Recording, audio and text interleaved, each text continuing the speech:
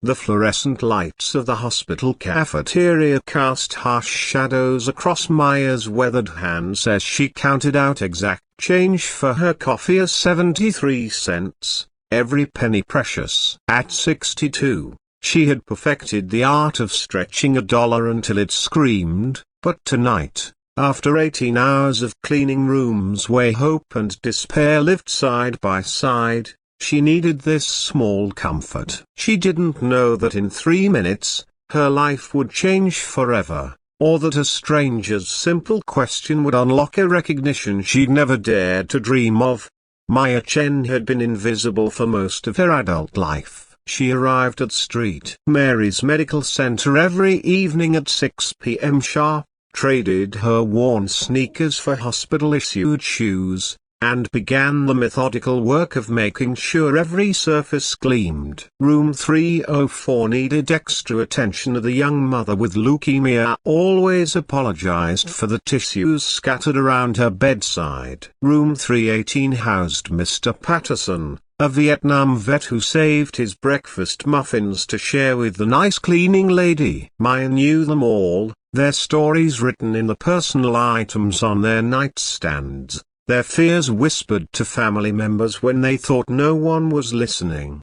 But Maya was always listening. She was there when 17-year-old Jessica cried about missing prom due to her surgery. She was there when Mrs. Rodriguez worried aloud about who would care for her grandchildren if the cancer treatments didn't work. She was there, invisible but present, a silent witness to humanity at its most vulnerable. The night everything changed started like any other. Maya was emptying trash bins in the cardiac unit when she heard sobbing from room 220. Inside, a man in his 40s sat beside a woman connected to machines that beeped with mechanical precision. Maya hesitated at the doorway as she wasn't supposed to interact with families, wasn't trained for comfort, wasn't paid to care beyond ensuring cleanliness.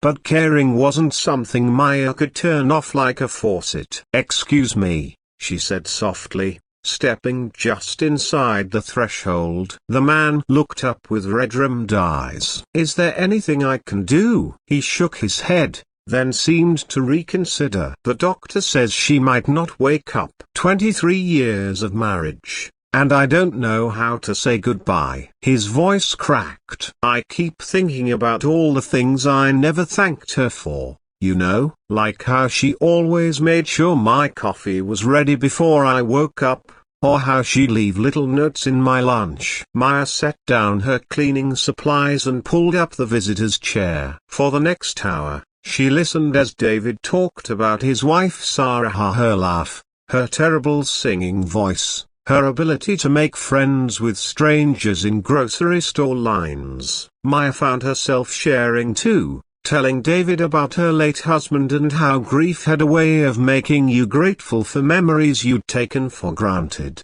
When Maya finally returned to her duties, something had shifted. She began carrying a small notebook, jotting down things she noticed: which patients seemed lonely, who needed an extra blanket, whose family members looked lost navigating the hospital's maze of corridors. She started arriving 15 minutes early to water the wilted flowers in the waiting room. She learned enough Spanish to comfort Mrs. Rodriguez's granddaughter during visiting hours. It was Sarah's daughter, Emma, who changed everything. Sarah had recovered slowly, miraculously, and Emma had been asking her father about the woman who sat with you that night. Emma worked as a journalist for the local newspaper, and something about her father's description of Maya's kindness had stayed with her. She began investigating, talking to other hospital staff, patients, and families. What Emma discovered was extraordinary. Maya had been at St. Mary's for 12 years, and in that time,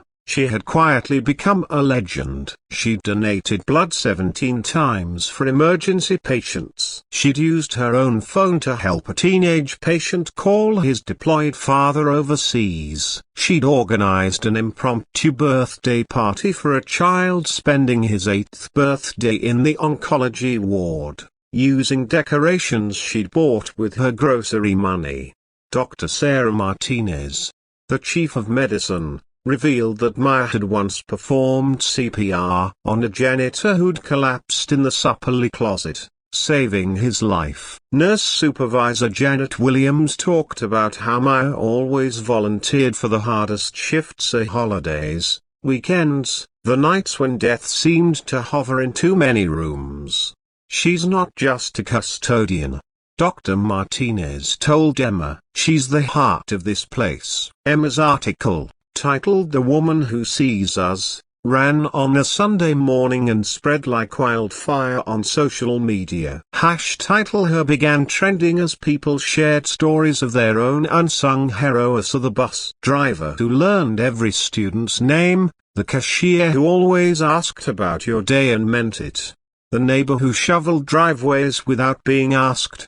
Maya learned about the article when she arrived for her Monday shift to find the hospital lobby filled with flowers, cards, and news cameras. She stood frozen at the entrance, clutching her badge, overwhelmed by the attention. "There she is," Emma called out, approaching with tears in her eyes. "Maya, because of you, the hospital board has created a new position, a patient care advocate. They want you to be the first to hold the title, with full benefits and a salary that honors the work you've already been doing." The crowd erupted in applause, but Maya couldn't hear it over the thundering of her own heart. For 12 years, she'd cleaned up after life's messiest moments, thinking herself forgettable, replaceable. Now she understood that being truly seen wasn't about being perfect or important. It was about showing up, again and again,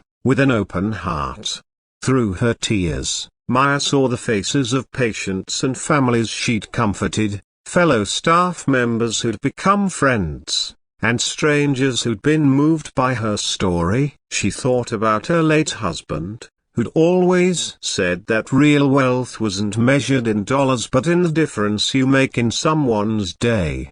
"I accept," Maya whispered, then louder, "I accept." The title her became more than a trending topic, it became a movement. Schools began recognizing custodians and cafeteria workers in graduation ceremonies. Companies started employee appreciation programs that went beyond pizza parties. Communities organized events to honor the people who keep society functioning while asking for nothing in return. Maya kept her notebook, now official rather than secret, documenting the small miracles of human kindness she witnessed daily. She still arrived at 6 p.m. sharp, but now she wore a badge that read Patient Care Advocate and knew that sometimes the most powerful thing you can do is simply refuse to let people face their hardest moments alone.